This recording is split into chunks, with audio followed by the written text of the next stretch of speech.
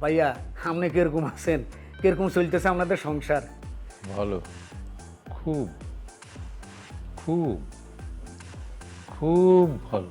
আচ্ছা, আঙ্গো জেবিন আপু আপনার কিরকম টেক কেয়ার করে এটা বলেন। হ্যাঁ, ওই রাতের বেলায় যখন ঘুম ভেঙে যায় তখন আমি আমার জুতো স্যান্ডেল খুঁজে পাই না, ও আমাকে খুঁজে দেয়, তারপর বাথরুমে নিয়ে যায়, নিয়ে আসে।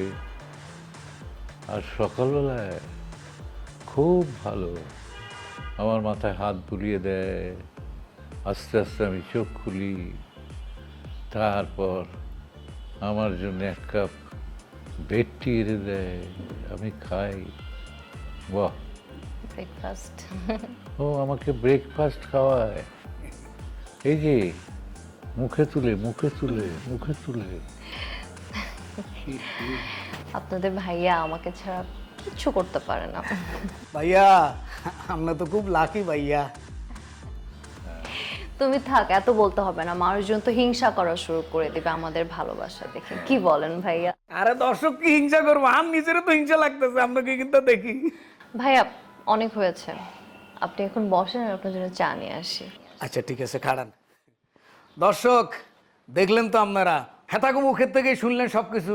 এখন আমরা একটা চা বিরতিতে যাই, এরপর আবার চলে আসুন। ধন্যবাদ।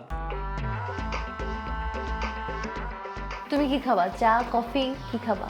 তোমার যা ইচ্ছা। আচ্ছা, হরলিক্স নিয়ে আসি তোমার জন্য। ভাইয়া বসেন। আবু আশায় কিন্তু একটু চিনি বেশি। এই, কি ভাইয়া? তুমি কি ও যখন বাসায় না থাকে আসতে পারবে? অবশ্যই হারিও, আপনি শুধু বলবেন কখন আইতে হইব।